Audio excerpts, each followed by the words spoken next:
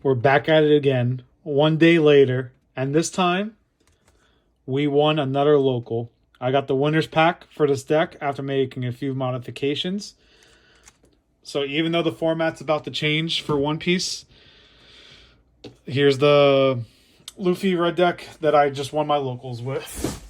I believe I'm going to talk about... Oh man, I am like tired as fuck.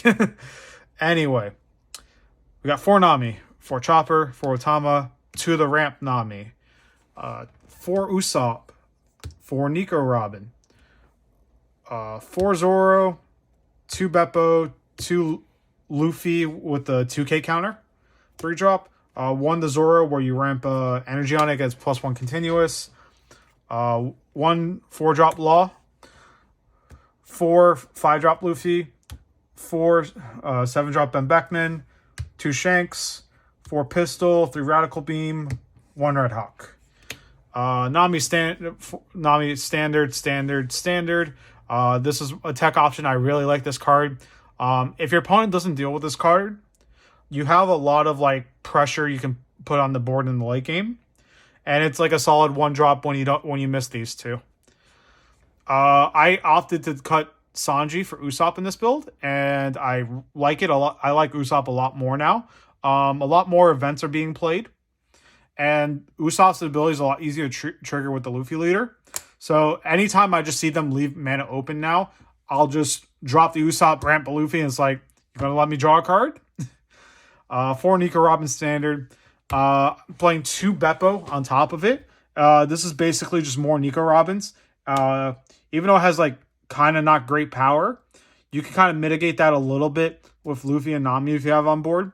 But just the ability to pop a 3K or less is really strong. Also has a 2K counter.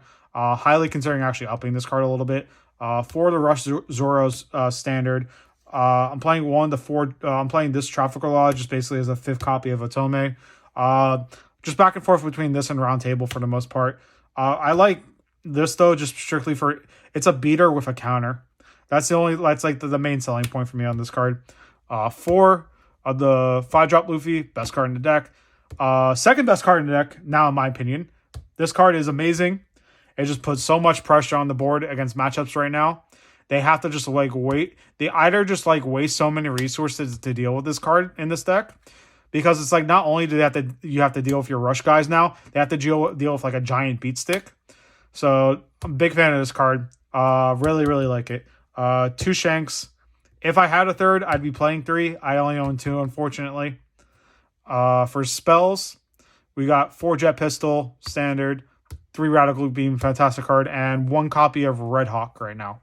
I didn't really want to like... I do like Red Hawk for the mirror and the green matchup. I just didn't want to like max out on like more Red Hawk and cut that. I didn't want to play multiple, like a lot of events pretty much.